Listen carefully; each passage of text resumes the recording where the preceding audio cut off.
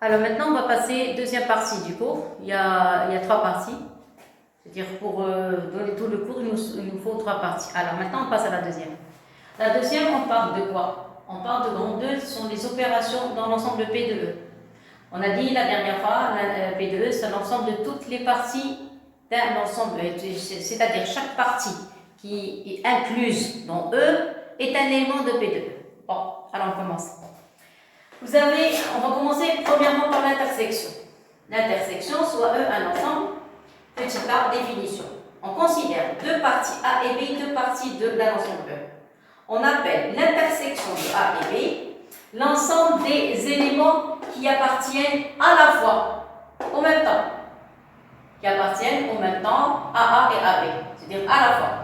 Et on écrit, alors on écrit A inter B, c'est l'ensemble des X qui appartiennent, ici. Voilà, alors A inter B, c'est l'ensemble des X appartenant à E. C'est quoi A inter B? C'est l'ensemble des éléments qui appartiennent à la fois à A et à B. Il y a le mot et. Conjonction. À A et à B au même temps. Clair?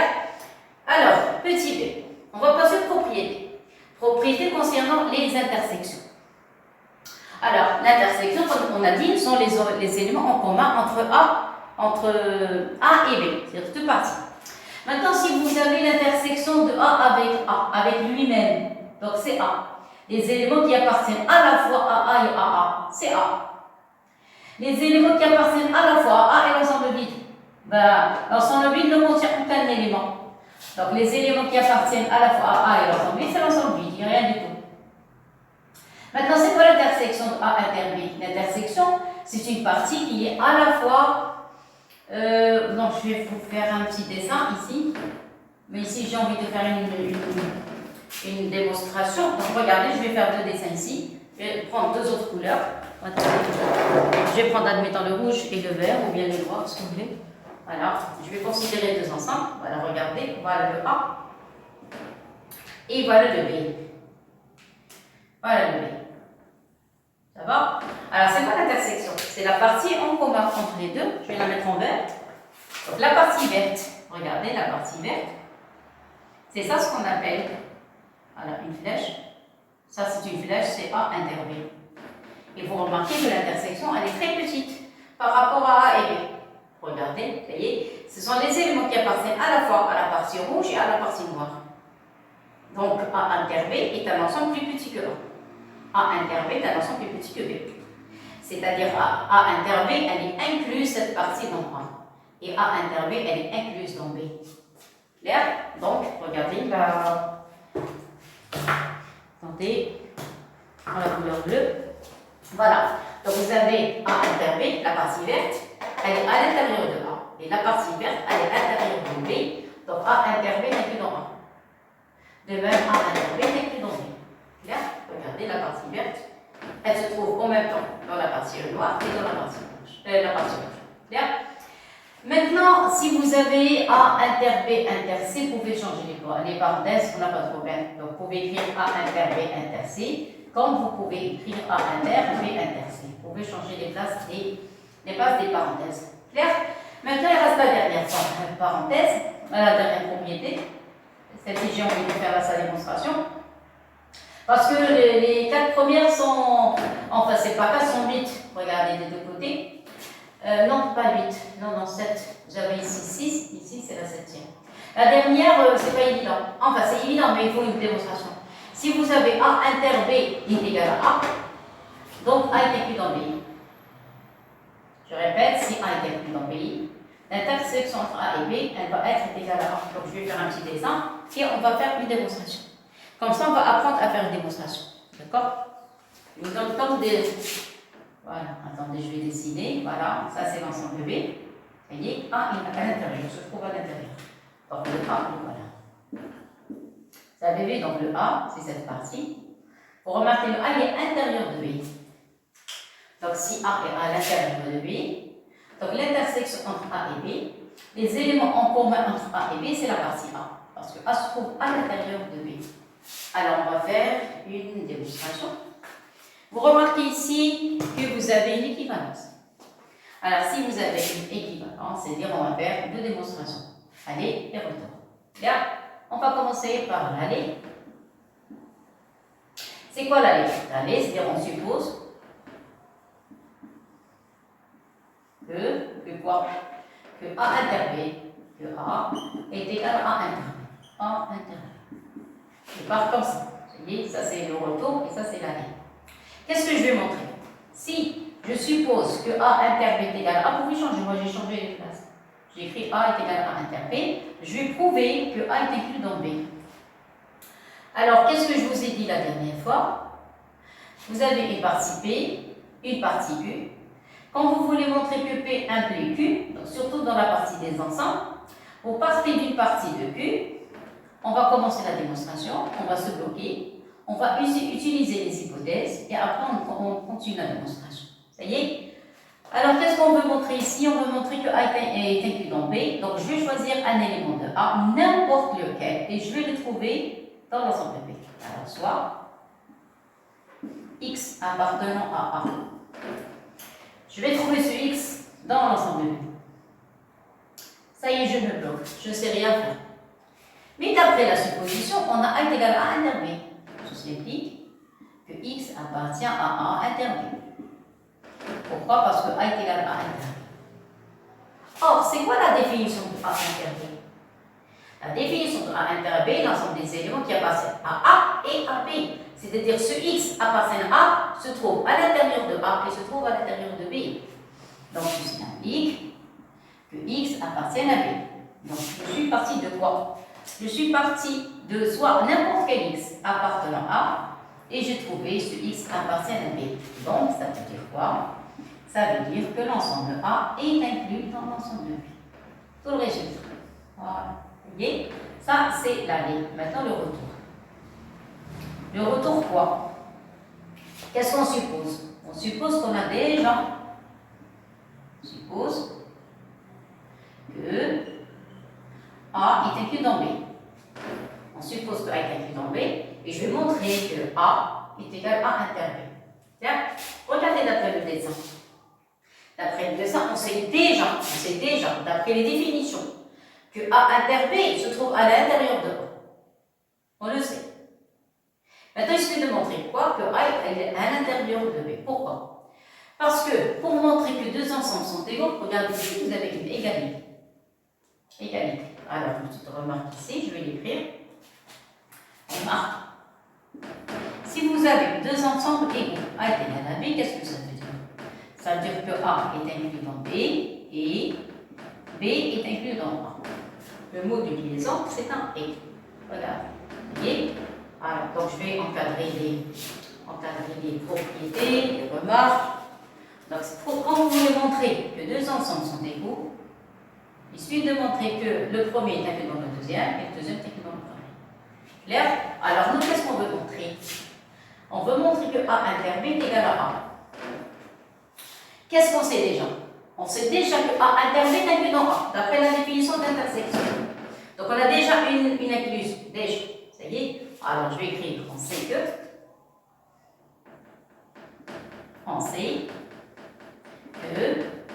quoi? Parce que nous, qu'est-ce qu'on a maintenant? Maintenant, on sait que A est inclus dans B. Qu'est-ce qu'on veut montrer? On veut montrer qu'un ensemble est égal à un ensemble. C'est-à-dire, je dois montrer le premier ensemble inclus dans le deuxième et le deuxième inclus dans le premier. Or, nous, on sait déjà que A inter B est inclus dans A. Regardez, ça correspond à la définition A inter B, la partie verte se trouve à l'intérieur de A. On sait que A inter B est inclus dans A. Qu'est-ce que je suis maintenant de montrer? Que A est inclus dans A inter B. Donc, il suffit de montrer que A est inclus dans A inter B. Tout simplement. Je commence la démonstration. Soit X appartenant à A. Et je le bloque. D'après la supposition, on a A est inclus dans B. Ça passe à A. Et puisque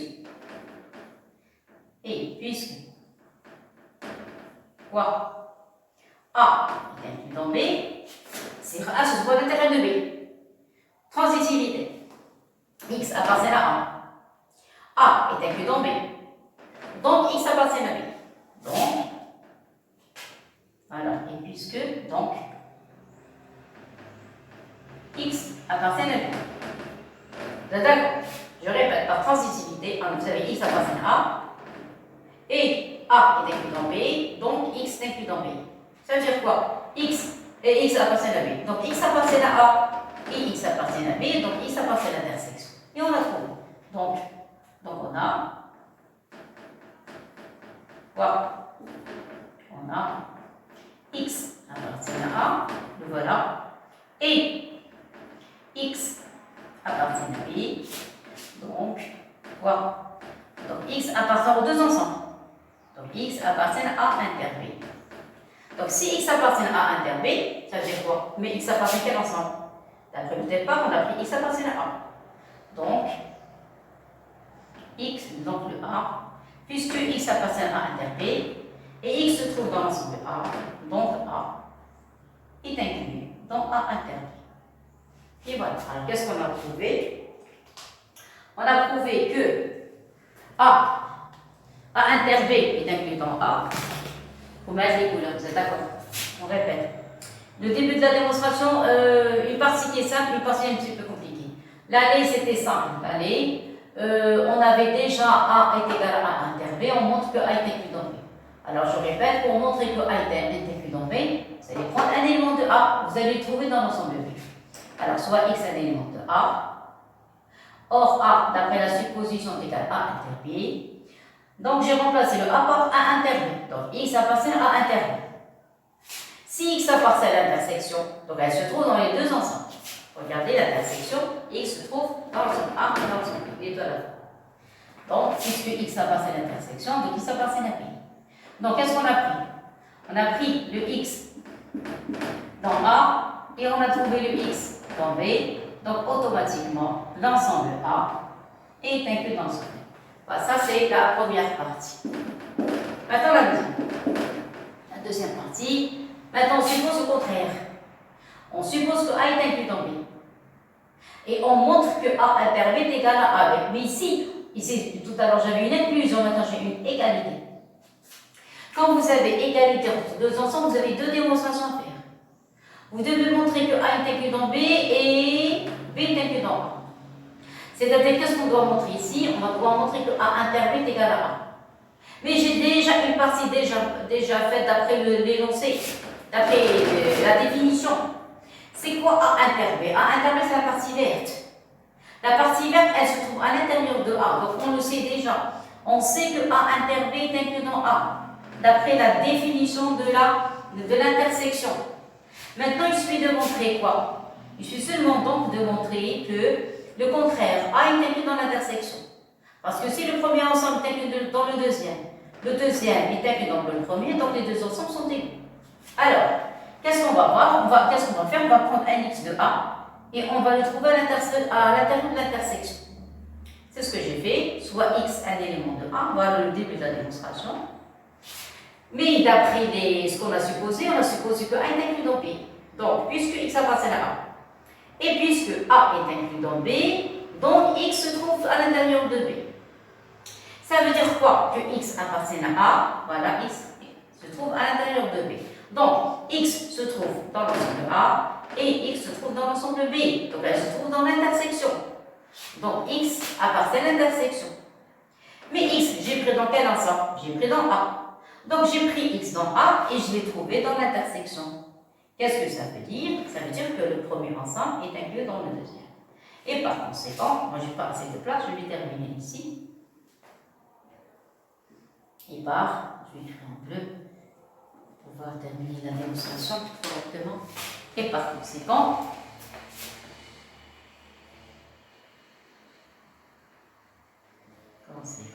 qu'est-ce qu'on a?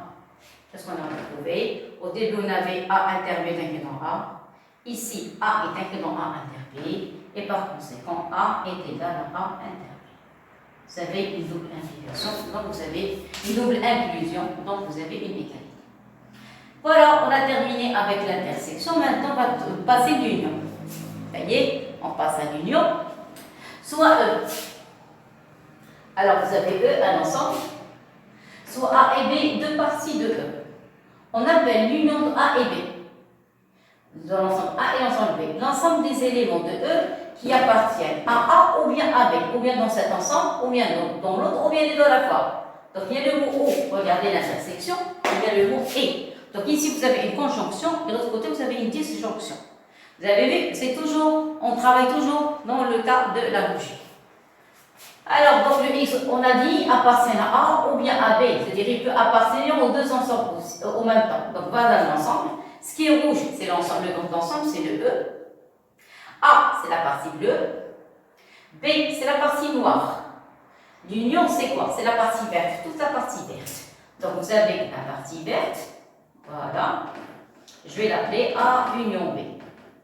A union. Donc, vous remarquez que A union B, il est plus grand que A. Et A union B est plus grand que B. Parce qu'il groupe les deux ensemble à la fois. Donc, propriété. Vous avez A, il est à l'intérieur de l'union. C'est-à-dire l'ensemble A union B est plus grand que A. De même, B se trouve à l'intérieur de A union B. C'est-à-dire A union B, c'est un ensemble qui est plus grand que B. De même, comme l'intersection, vous avez le droit de changer les places. Si vous écrivez A union B, c'est la même chose que B union A. Comme A au B ou bien B au A, c'est la même chose. Maintenant, si vous considérez l'union entre A, avec lui-même, donc c'est A. Si vous prenez l'union A avec E, E c'est le plus grand ensemble. L'union c'est toujours le plus grand ensemble. Donc, A union E, c'est le E qui va l'emporter. Toujours, l'union c'est le plus grand ensemble. L'intersection, c'est le plus petit ensemble. Attention, regardez. Attention, je me suis trompée ici. L'intersection, c'est A. Parce que j'ai confondu avec l'union. Regardez. A inter E est égal à A. A union E est égal à E. Regardez la différence. Regardez la différence. Ici, l'intersection, c'est l'ensemble le plus petit qui l'emporte. Et dans l'union, c'est le grand ensemble qui l'emporte. Ça y est, pour l'intersection, A est l'ensemble vide. L'ensemble vide le plus petit. Donc c'est lui qui l'emporte. Vous avez vu? L'union, non. A union A, l'ensemble vide, c'est A qui l'emporte. Clair? Regardez l'intersection. A inter B, il se trouve à l'intérieur de A. De même, A inter B se trouve à l'intérieur de B. Maintenant, c'est le contraire. Regardez. Oui, voilà. A se trouve à l'intérieur de l'union. C'est le contraire. Et B se trouve à l'intérieur de l'union. Clair? Quoi d'autre? Oui, ici les parenthèses. A inter B inter C, A inter B inter C. Vous pouvez changer les places. L'union aussi. Regarde. A union B union C, A union B union C. Vous pouvez changer les places. Pas de problème. Clair? Qu'est-ce qui reste? Tout à l'heure, on a dit que si A inter B est égal à A, donc A est inclus dans B. Parce que A, c'est toujours l'intersection, c'est le petit ensemble qui se trouve toujours à côté de l'égalité. Donc si vous écrivez A inter B est égal à A, ça veut dire B le plus grand, A c'est le plus petit. Toujours l'intersection, c'est le plus petit. Et puisque c'est le plus petit, donc A est inclus dans B. Ça y est, regardez ici. A est inclus dans B. Donc l'union, c'est le grand qui l'emporte. L'intersection, c'est le petit qui l'emporte. A inter B, c'est A, c'est-à-dire A, c'est le plus petit. L'ensemble A comporte moins d'éléments que l'ensemble B. L'union, c'est le contraire. Si vous avez A est inclus dans B, donc l'union, c'est B qui l'emporte, le plus grand. Voilà. Donc on a fait une comparaison entre l'intersection et l'union. Là, donc je vais encadrer les propriétés. Alors, les propriétés, les valeurs. Voilà, clair? Maintenant, qu'est-ce qu'on va faire? On va grouper l'union avec l'intersection. Et voilà. Clair? C'est la partie propriété. Regardez ici, vous avez propriété 1 concernant l'union. Maintenant, sorte de propriété 2, ou bien deuxième catégorie. On va mélanger l'union avec l'intersection. Là, alors je vais mettre des couleurs ici. Regarde. Si vous avez A union B, regardez, le A est inséparable de l'union. Regardez, toujours vous avez A à côté de A, il y a l'union, à côté de A, il y a l'union. Ça y est, et vous développez. Alors, vous allez avoir A union B, inter, A union C. De même, si vous avez à côté de A l'intersection, toujours à côté de A, c'est l'intersection. Ça y est, et l'autre signe, vous le mettez après. Alors, je vais mettre des couleurs ici. Ici, vous avez l'intersection. Regardez, l'intersection. Entre B et C, vous avez l'union. Donc, ici, vous avez l'union. Et voilà. Clair? Maintenant, si vous changez les places, pas de problème, la même chose. Quel est le signe à côté de C? Parce que maintenant, c'est le C qui est tout seul. C'est l'intersection. Regardez, le C, toujours intersection. Toujours. Quel est le signe à côté de C? C'est l'union. Donc, toujours, à côté de C, il y a toujours l'union. Clair? Maintenant, il reste le reste. Ici, vous avez l'union. Voilà l'union. Ici, vous avez l'intersection. Et voilà. Clair? Maintenant, la loi de Morgan. La loi de Morgan, c'est-à-dire la négation. Alors, si vous avez un terme avec négation, le complémentaire, ça y est, l'intersection devient union. Ça y est, ici, vous allez avoir A bar et B bar. De même, si vous avez l'union, bar, ça devient une intersection et vous allez avoir A bar. Ça, c'est la loi de Morgan. Clair? Alors, je vous laisse regarder et on va passer maintenant à la dernière partie du chapitre. Après, il va nous rester que les exercices. Alors, reste 3 définitions, ça y est, et on termine le chapitre. Vous avez vu, ce n'est pas un chapitre qui est très long, mais les exercices sont un petit peu difficiles. Ça y est, alors je vous laisse regarder. Après, on passe à la dernière partie.